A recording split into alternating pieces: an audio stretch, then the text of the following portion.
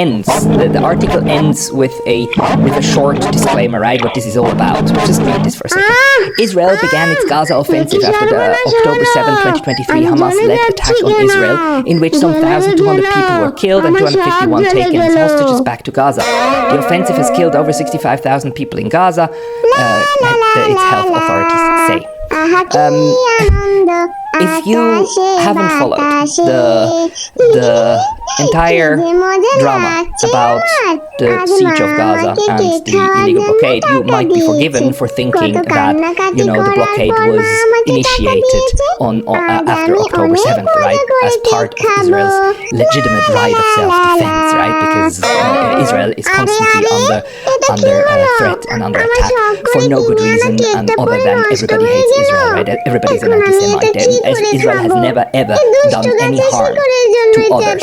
It's always terrorists that for no good reason just want to harm Israel, right? That's of course the narrative that Israel keeps portraying, and you would be forgiven to think that the sea blockade is really only 2 years old, but it is not. The sea blockade is now 18 years old. It started in 2007, and the incident of 2010 has actually been the subject of very thorough international law analysis and fact-finding mission. If we go to the homepage of the ICRC, the International Committee for the Red Cross, which is one of the guardians and custodians of basically international humanitarian law and very chiefly responsible for the interpretation of international humanitarian law, we find that the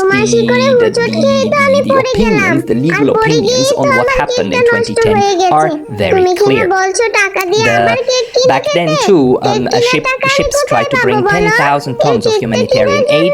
The ships were raided, the aid was seized, 9 people were left dead of the activists. The Human Rights Council, actually, the UN Human Rights Council, then asked for a fact-finding mission, and the report of this fact-finding mission is one of the important sources now for evaluating the legality of what happened, because Israel keeps claiming that its blockade is legal under international law, and hence anyone who tries to run the blockade or to oppose it is acting against international law and can by Israel legally be repelled, because its blockade is totally fine, of course. Now, this has been studied, and this commission of the UN Human Rights Council found that it's nonsense. It's utter nonsense. There is, under international law, the possibility to block enemy ports. This is a very old rule of international law. It's part of the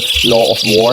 And again, the law of war today has been renamed into international humanitarian law. And I must tell you, the law of war, international humanitarian law, does not differentiate between aggressor and victim, right? That's just not a distinction that this part of international law makes. This part of the law starts kicking in once international armed conflict or war is a matter of fact. Once we have these groups shooting each other and killing each other, this is the body of international law that comes into effect.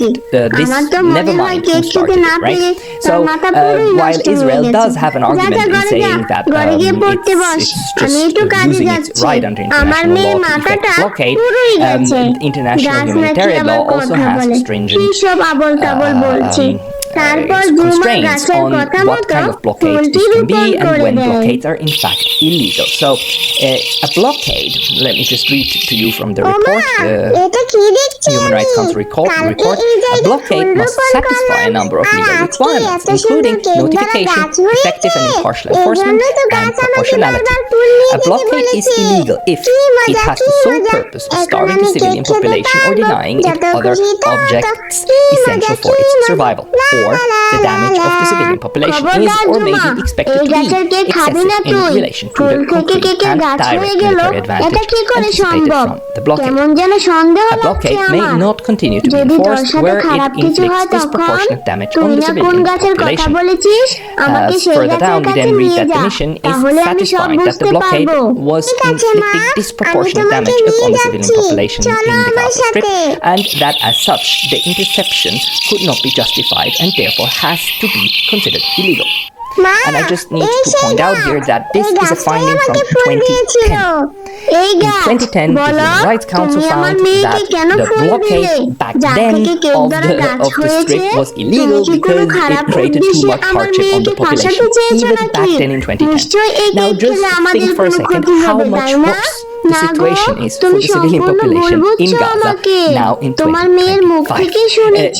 Again, this is the finding from 2010. The finding of the Human Rights Council is that this blockade is illegal because it creates disproportionately a lot of suffering, and it has to be regarded as a collective punishment, which is also illegal. The fact-finding mission then says that therefore the mission is satisfied not only that the flotilla presented no imminent threat, but that the interception was motivated by concerns about the possible propaganda victory that might be claimed by the organizers of the flotilla. It is clear that there was no reasonable suspicion that the flotilla posed any military risk of itself. As a result, no case could be made for intercepting the vessel in the exercise of belligerent rights or Article 51 of the UN Charter on self-defense. Thus, no case can be made for the legality of the interception, and the mission therefore finds that the interception was illegal. If we go a little bit further down the last part I want to read to you from the conclusion is that the conduct of the Israeli military and other personnel towards the flotilla passengers was not only disproportionate to the occasion but demonstrated levels of total unnecessary and incredible violence. It betrayed an unacceptable level of brutality. Such conduct cannot be justified or condoned on security or any other grounds. It constituted a grave violation of human rights, law and international humanitarian law.